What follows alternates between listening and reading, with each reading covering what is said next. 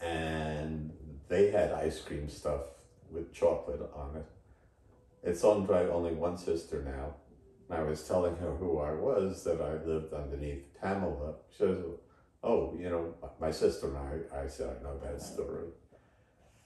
So the kids got different kinds of chocolates. Some of them had with ice cream. But then the owner lady came over to me and gave me a little package with chocolate in it that she was just giving me.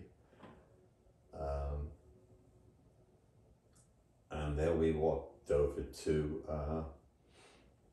Haagen-Dazs, and most everybody had ice cream, different cones and things. So, nice. and the kids, you know, there were tables there, so the kids were able to, some sat and some played. The little ones, well, Liam was pretty quiet. He was busy eating his strawberry sherbet, but the other kids were messing around, playing.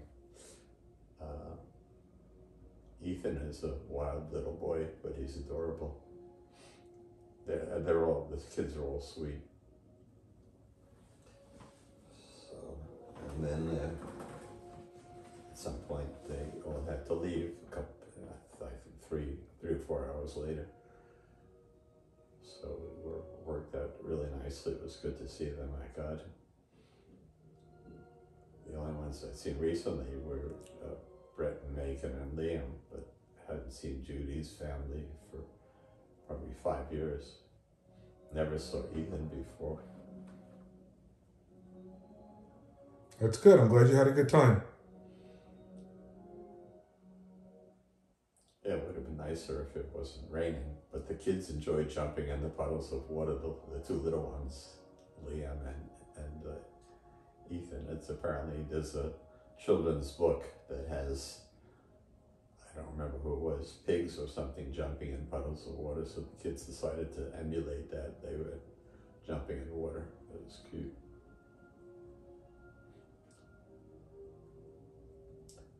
But everybody arrived at the same time, even though they came from vastly different places. They were all here like 2 or 3 minutes before 11 o'clock. That's good. And said, we're downstairs. I said, I'll come down, but we have to wait for Brett and Megan. And she said, they just pulled in back of us. So the timing turned out just amazing, beautiful, because we had to sit in the car. Yeah, so it worked. And then I led them into Great Neck. And Brett was able to find a spot right in front of Gino's, which made it easy for me. And Dan went into the parking lot, you know, behind where CVS. Not quite that. Yeah, not quite that far. Yeah, well, that's right. It is where CVS is, on that street on the other side.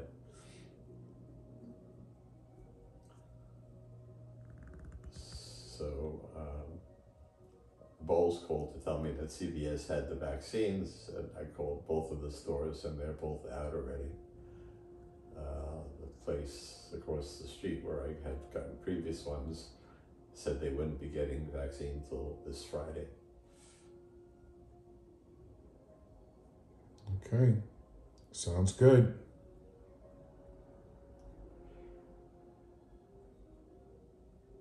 So the one appointment I have this week is for the podiatrist on Wednesday at 2 o'clock. So if you can go to Iavaron earlier than like 2 minutes to 2, 10 minutes to 2, then when I'm done with the podiatrist, which it should be at 2:30, you can go and then you'll miss the traffic. So I just recommend that you go to Iavaron a little earlier, so you don't have to, so it won't be after 2 o'clock or 2:30. You talking about this Wednesday? This, of course. Okay. Just this week. That's the only appointment I have. I understand. The podiatrist at 2 o'clock, but since I'm going to need food for my own, I just thought it'd be better if you got it before the podiatrist appointment and brought it here, or leave it in the car for a half hour. It doesn't matter, you know. And the I have our own food is the same, except if you can remember, I want eggplant parmesan instead of the vegetable lasagna. The rest would be the same. Okay.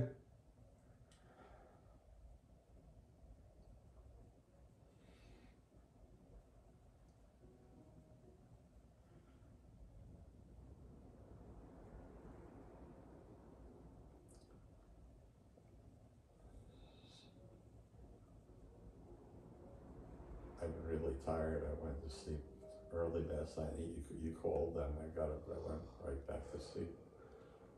I guess I had more exercise yesterday than I usually have because we had to walk to Crumbs. Oh, the new store is gorgeous. It's Yes, big. I know. I've been there. You've been there? Yes. Okay, I had no idea. You haven't brought me any chocolate from there, so I didn't know you had been there.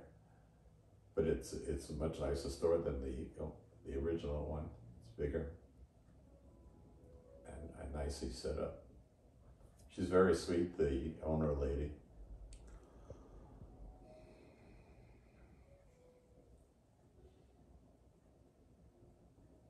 And then when I went to talk to her, she started to tell me the story. I said, I know the story. Pamela Bowles lives above me. She said it's wonderful to work with. We're in touch all the time.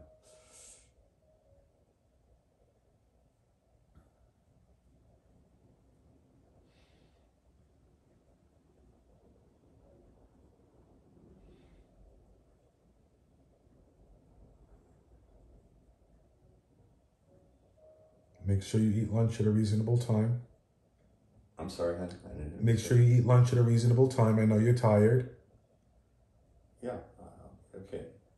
And then you call me later. After you leave, I'll get up and I'm just trying to think.